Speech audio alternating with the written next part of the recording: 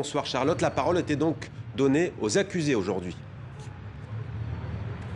Oui, pour l'instant, 5 accusés ont été entendus par la Cour et on a pu pour la première fois distinguer leur visage. En effet, le masque n'est plus obligatoire lors des prises de parole. Alors les accusés ne s'expriment pas sur les faits qui leur sont reprochés, mais seulement sur leur parcours. Les questions de religion ont été refusées aux avocats car liées au fond du dossier.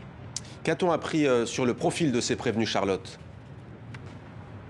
Alors, le premier à s'être exprimé s'appelle Abdelaziz Abad. Il est soupçonné d'avoir fourni des armes aux frères Kouachi. De ses 9 à 13 ans, il explique avoir vécu à l'hôpital suite à une brûlure grave. Pour lui, tout est lié à ce qu'il appelle ses années perdu. Plusieurs fois condamné, il était en prison quand il est interpellé dans le cadre des attentats de janvier 2015. 2 accusés belges ont ensuite été entendus. Michel Catino et Métine Carasulaire se connaissent bien. Ils sont amis depuis 30 ans. Tous les deux confessent une addiction au jeu. Ils étaient associés dans un garage dans lequel le terroriste Hamedi Koulibaly s'est rendu plusieurs fois avant les attentats. Enfin, Mohamed Fares et Saïd Maklouf, tous deux nés en 1989, se sont exprimés. Le premier reconnaît n'avoir jamais travaillé. Depuis ses 16 ans, je cite, il ne vit que par son trafic de stupéfiants dans le Nord. Le deuxième a enchaîné les petits boulots manuels. Il s'exprime avec aisance. C'est sa première incarcération. Son ADN a été retrouvé sur une arme